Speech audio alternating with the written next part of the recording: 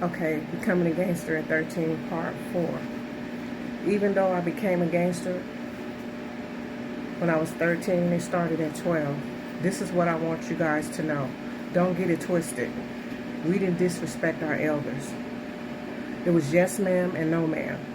And not at any time did I yell at anyone that was older than me under any circumstances. So let's get that right out there.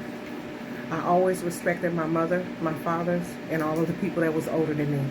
They never heard me say one curse word under any circumstances, no matter how mad I was. I have never, ever, ever got up in my mother's face, nor my grandmother, no matter how mad I was. Because I understand one thing about living is you respect your elders. Anybody that's older than you, that's to live longer than you, many days and years and months and weeks and minutes more than you have, they got more vibrations and more energy than you. Let's get that correct and get one thing straight about that.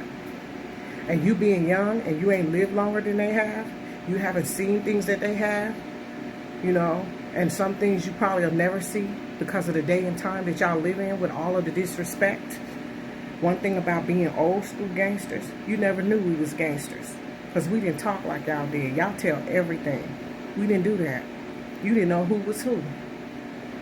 So we always showed respect to our elders all the time, grandmothers and mothers and uncles and cousins. They didn't hear us. It was no sir, yes ma'am, no ma'am, yes ma'am. So it went like that.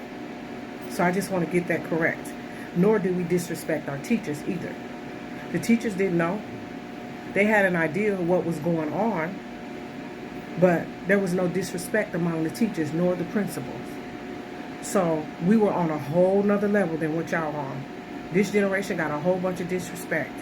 And that was in the 80s when I was a gangster, because I left away from home trying to run away from my father because he was very strict on me. I just was hard-headed. I was real hard-headed. I didn't want to do nothing he said or my grandmother or my grandfather. And I had people that loved me. So let's get that out the way.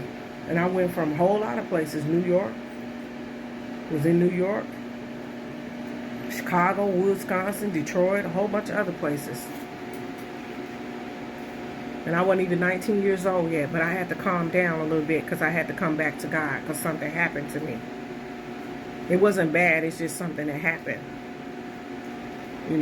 Love changed things. It changed the game. And then I went back to God. I've always loved God. God has always been in my heart.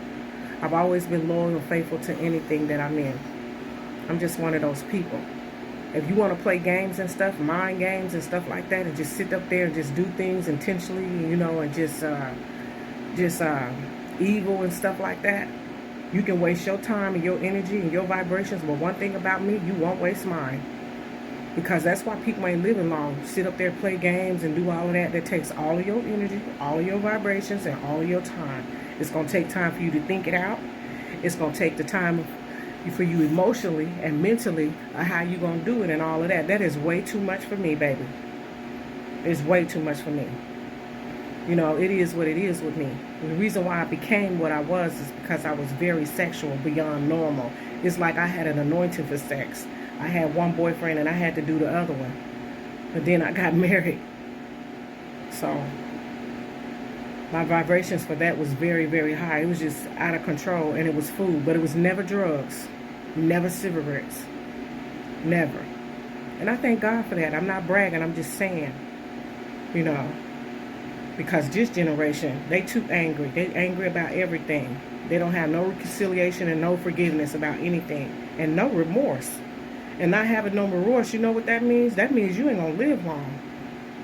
You ain't. Because sometimes you got to come to reality, about some of the things you do, even if you don't talk to anybody about it.